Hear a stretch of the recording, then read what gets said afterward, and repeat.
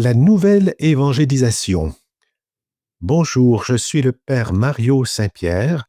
J'ai la joie de vous retrouver pour cette chronique consacrée au renouveau missionnaire de l'Église. Aujourd'hui, je vous propose en guise de réflexion une question. A-t-on le droit de penser à l'Église en croissance?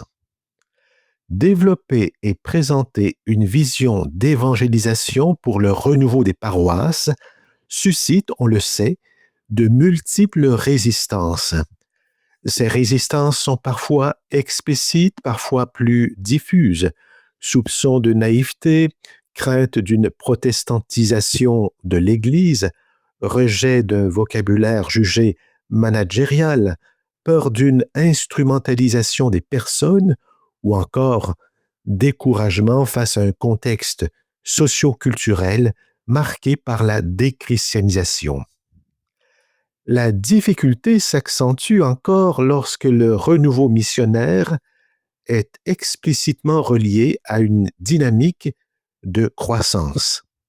Parler d'Église en croissance semble à certains déplacé, irréaliste, voire indécent dans un contexte de fragilisation numérique, de vieillissement des communautés et de perte de visibilité sociale. D'où cette question apparemment simple, mais théologiquement décisive. A-t-on le droit de penser l'Église en croissance?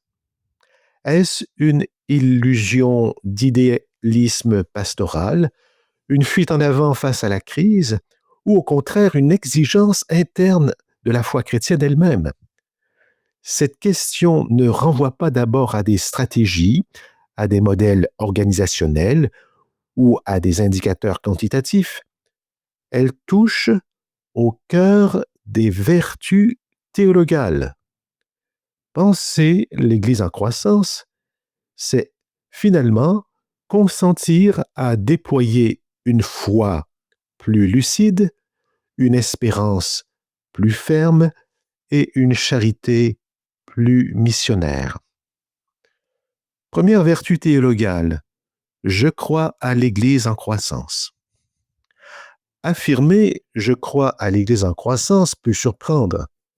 Et pourtant, cette conviction est déjà inscrite au cœur même du credo. Lorsque l'Église confesse « je crois à l'Église une, sainte, catholique et apostolique », elle ne récite pas une formule statique, mais une profession de foi profondément dynamique. Premièrement, l'unité. Selon Éphésiens 4, versets 11 à 16, le corps du Christ est appelé à se construire, à croître, à parvenir à l'état d'homme parfait, à la stature du Christ dans sa plénitude.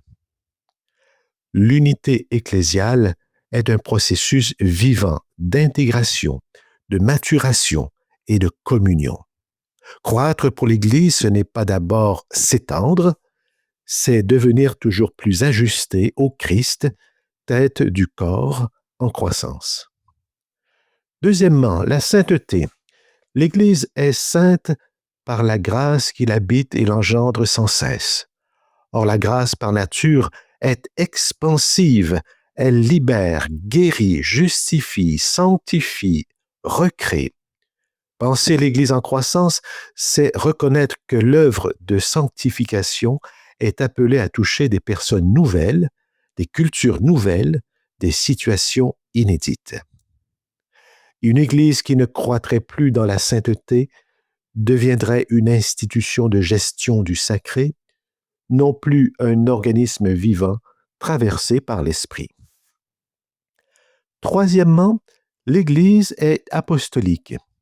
L'apostolicité inscrit structurellement l'Église dans une dynamique de transmission. Elle est fondée sur l'envoi, comme le Père m'a envoyé, moi aussi je vous envoie. C'est ce que Jésus dit dans Jean chapitre 20, verset 21. Être apostolique, c'est demeurer dans le mouvement même de l'envoi.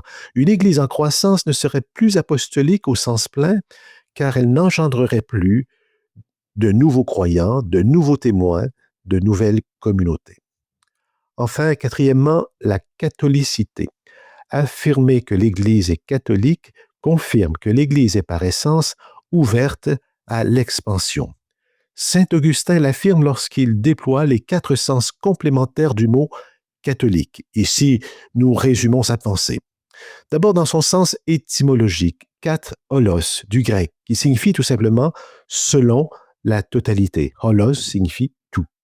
Elle signifie que l'Église porte une vocation d'intégralité. Elle est appelée à rejoindre toutes les dimensions de l'humain.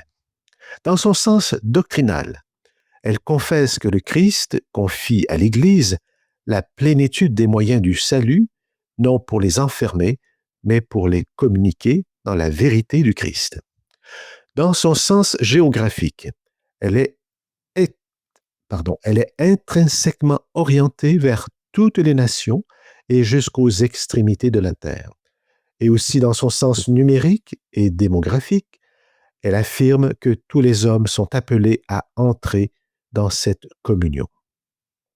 Penser l'Église en croissance est donc une conséquence directe de la foi confessée.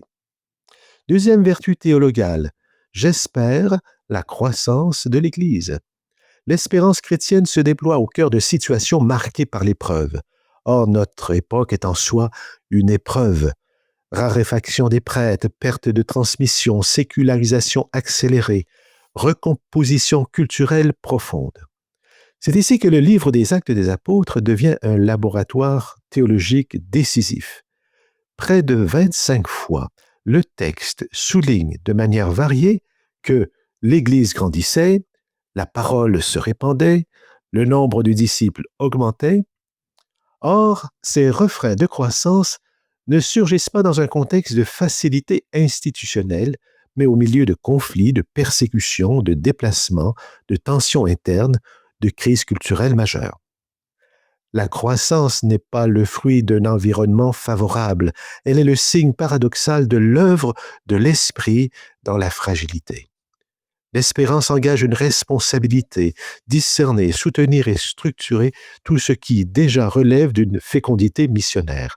Elle pousse à travailler sur les conditions spirituelles, relationnelles, communautaires et institutionnelles qui rendent possible l'engendrement de disciples. Espérer ici devient un acte ecclésial. C'est consentir à collaborer avec l'Esprit Saint pour que l'Église demeure un lieu de naissance. Troisième vertu théologale, j'aime l'Église en croissance. La charité constitue le critère ultime.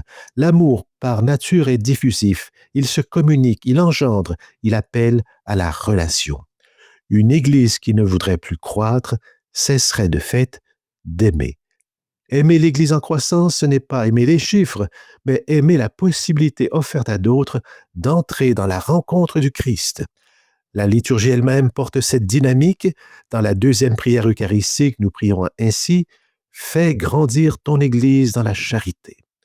Croître dans la charité ne se limite pas à l'intensité des liens internes, cela implique leur ouverture.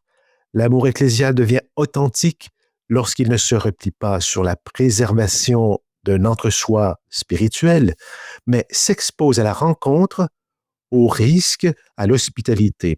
La parole de Sainte Thérèse de l'Enfant Jésus, dans le cœur de l'Église, je serai l'amour, n'est pas une intériorisation désengagée, elle exprime une loi théologale et missionnaire. Lorsque l'amour habite réellement le cœur de l'Église, celle-ci devient féconde. L'amour fait vivre l'Église l'amour fait vivre l'Église et la fait croître. Conclusion, a-t-on le droit de penser l'Église en croissance? Plus encore, peut-on ne pas la penser ainsi sans altérer profondément la foi, l'espérance et la charité? Penser l'Église en croissance, ce n'est pas plaquer des modèles d'expansion, c'est reconnaître que l'Église est par nature un mystère de vie. Et toute vie authentique porte en elle une dynamique d'engendrement. Merci pour votre attention. Soyez bénis dans votre mission.